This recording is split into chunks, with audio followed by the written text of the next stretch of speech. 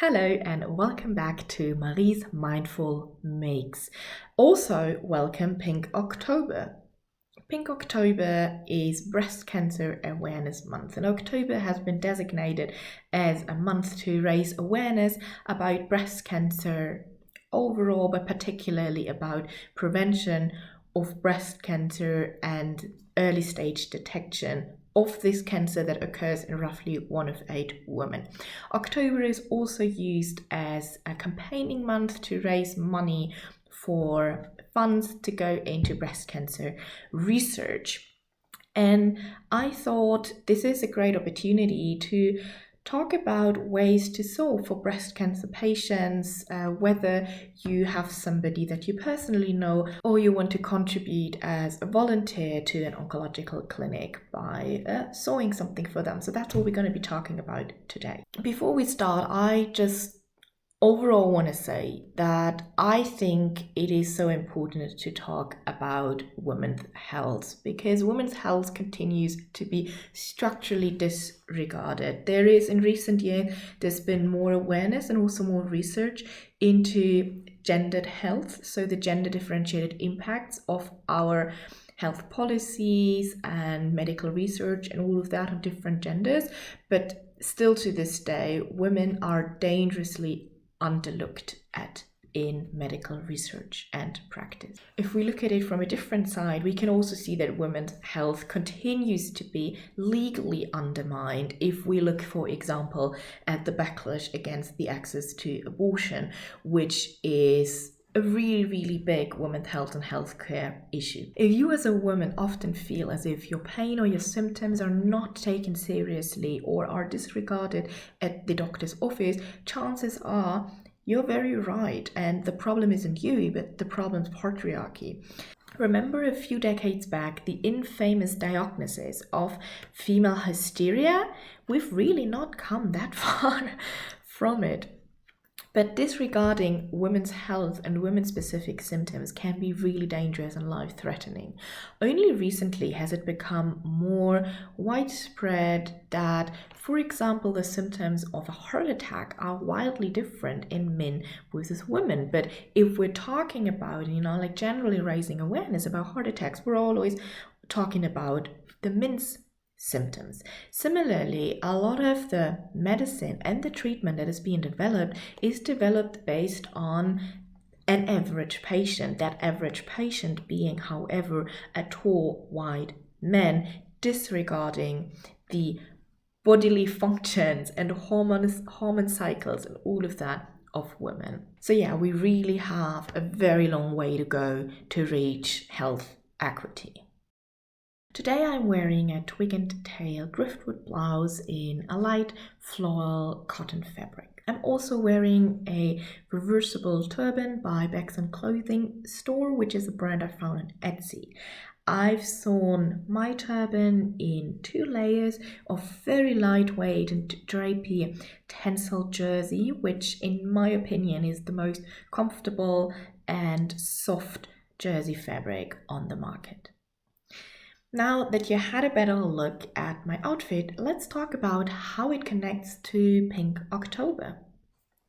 Twig and Tail, the designer brand of this blouse, is a New Zealand small design brand which focuses on comfortable patterns for the entire family. For me, they were the first brand to my awareness which talked about how to sew for your body post-mastectomy. And at that time, I thought it was so interesting to see a pattern brand tackle that issue and talk about how to adjust clothing in a more inclusive way to bodies at different stages of life. Mastectomy is a surgery that might sometimes be necessary to remove breast cancer. It isn't necessary all the time. Even without a mastectomy post-surgery, a body will be very sensitive in the entire breast area, or dimensions will change. So it is a very sensitive issue, and I just thought it was great to see a pattern brand talk about it and have blog posts about it and actively seeking to make their own patterns more inclusive also in that way. I had at that point never thought about it, thankfully, that something like that would be necessary. So I was very grateful to Twig and Tail to raise my awareness to that kind of inclusiveness. Regarding the turban, as you can see, it looks great on me, but it is actually a pattern that is designed as a chemo hat. I link the Etsy store of Bags and Clothing store below in the comments so that you can also find it if you are looking for chemo hats or chemo headwear just in general, because I realized that it actually isn't that easy to find nice and chic and comfortable patterns online. Chemotherapy is an often inevitable part of cancer treatment, and it is very hard on body and soul. One of the things that is particularly difficult is the hair loss, because it alters your entire look and shape, and it also makes it very obvious to outsiders that you are going through something. So I think it is really nice to have a nice selection of headwear available that can make a cancer patient feel beautiful and comfortable and maybe a little bit safer. For relatives or friends of a cancer patient, I think it can be a really nice way of making something like this, creating something beautiful for that loved one who goes through such a difficult period. And it is something where you can do very little if you are just standing by. So it is nice to at least invest a little bit of your time and your skill into making something pretty and nice for them. If you're deciding to make a chemo hat for somebody in their favorite color or style, just make sure you're using soft and comfortable as well as breathable, natural materials so that they will be feeling absolutely perfect in their head.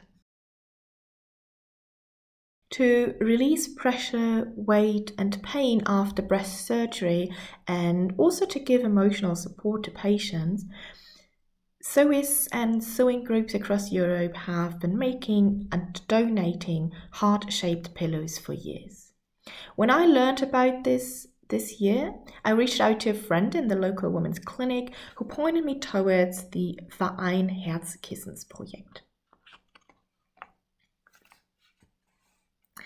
I have been batch sewing pillowcases, which will then be filled with stuffing by others.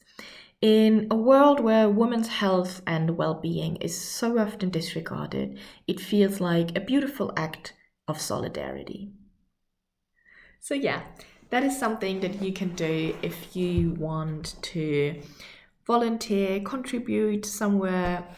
You could also reach out to a local heart pillow initiative, see if they can use help with either sewing or stuffing. There are a few things to consider when making a heart pillow, but they will most likely tell you anyway. But maybe you want to make a heart pillow for somebody you know, so these tips might be helpful either way. First off, this is a kitschy gaudy pillow I made for myself. It is not a specific post-surgery heart pillow. I just have it here for symbolic reasons. So here are a few things to consider. If you are not being given a pattern by an initiative that you're sewing for, you can find free patterns for breast cancer heart pillows if you search for them online. You want to make sure to use natural fibers, of course, linen or cotton ideally. And if you are working with fibers that have a tendency to fray, like linen, make sure that you are finishing the seams, because there will be a lot of pressure on those seams. The pillows will be very firmly stuffed. I would recommend to use really soft fiber, so don't use anything with a really rough weave, and make sure it has a smooth surface. So a little bit of application might be nice, but not too much. For example, something like this with the patchwork pillow, I would be cautious already. Maybe if you're using really lightweight fabric and you won't feel like really thick seams, it could work, but you want to prioritize comfort over look. So maybe rather choose a really pretty single fabric than to go all in on like wild patchwork thingies and so on. Should the hospital or oncological clinic where a patient is treated not provide a pillow like this, friends or family can very easily make one by themselves. And I think it's a really nice way of just giving that physical and emotional support in such a difficult period. Another small, very handy thing that can be helpful is a port pillow. It looks something like this, can be opened. Looks like a little angel or a pet, whatever you want. For cancer treatment, a port implantation will be inserted at the chest for easier vein access during blood infusions. And it can be really, really painful to wear. I mean, it can be painful to wear anyway because you have something inserted under your skin. But it can be even more painful if you have bra straps over it, or maybe a car belt or backpack belt. Port pillows like this can be strapped to the bra, like here above the port, or it can be strapped to the car belt, and it just takes pressure away, distributes the pressure more equally, and creates a little gap over the port.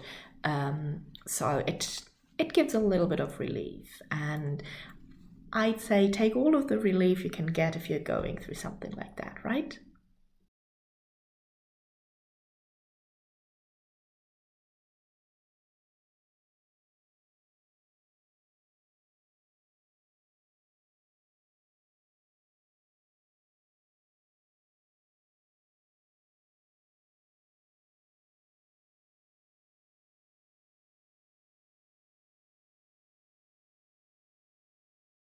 So yeah, that is it for today. Thank you for watching today.